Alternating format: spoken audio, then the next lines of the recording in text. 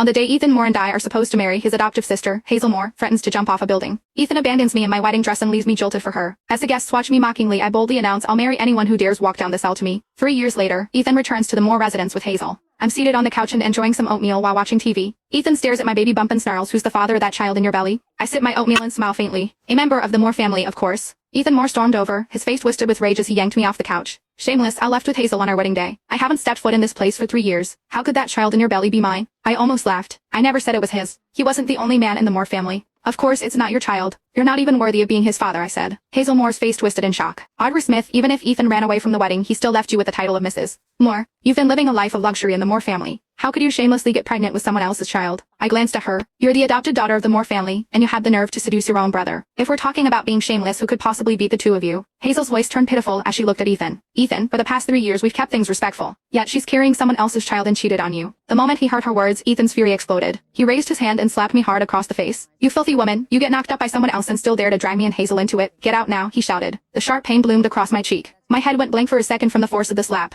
Ethan ran off with Hazel 3 years ago, leaving me alone to face all the whispers and laughter at our wedding. Driven by rage, I called for a groom on the spot. It was his uncle, Jeremiah Moore, who stepped up to marry me that same day. In the Everton City, Jeremiah was known as the Frost King. Everyone has treated me with the utmost respect ever since I married him. After I got pregnant, he spoiled me even more. He wouldn't let a strand of my hair be harmed. Blood would have been spilled if he had known what Ethan had just done. To avoid a full blown family tragedy and for the sake of the child in my belly, I said coldly, "If you both leave now, I'll pretend this never happened." However, they didn't appreciate the offer. Hazel lunged forward and yanked my hair. "Ethan, this woman is scared. She wants us to leave now so she can use that child to take everything from the Moores." Ethan snapped, "So that's what this is about? Well, I'm not letting it happen." I twisted away from Hazel's grip and said coldly, "David disowned you the day you two ran off. You had nothing to do with this family from that moment on." Hazel let out a scoff. "That was just Grandpa venting. Ethan's the only grandson of the Moore family. Do you really think he's going to stay disowned forever?" Ethan's expression turned smug. "Grandpa already said everything belongs to me." I placed a hand over my belly, my voice icy. "Not anymore. This child is also a member of the Moore family." I thought I made myself perfectly clear. However, Ethan's eyes flared with rage as he stared at me. "So you're planning to pass that illegitimate child off as a Moore? I'll teach you a lesson now." His slap landed even harder this time. I clutched my belly as I collapsed to the floor. Upon seeing the twisted hatred on their faces, panic surged inside me. I couldn't let them hurt the baby. I said desperately, "He is not an illegitimate child. He is." Before I could say another word, Ethan bent down and grabbed the shattered porcelain bowl of oatmeal off the floor. He shoved the shards and oatmeal straight into my mouth. "Hazel and I have struggled to survive for the past 3 years. Yet you've been leeching off the Moore family, living in comfort with that child in your belly. Well, let me make sure you get your fill today," he barked. I instantly choked, unable to speak. The sharp pieces of porcelain cut into the inside of my mouth, and blood gushed across my tongue. I raised a hand to resist, but Hazel stomped her stiletto heel down hard on my hand. Pain shot up my arm and my hand trembled uncontrollably. I couldn't even cry out. Ethan spat in my face after stuffing every bit of that oatmeal into my mouth. He then clapped his hands and stood up.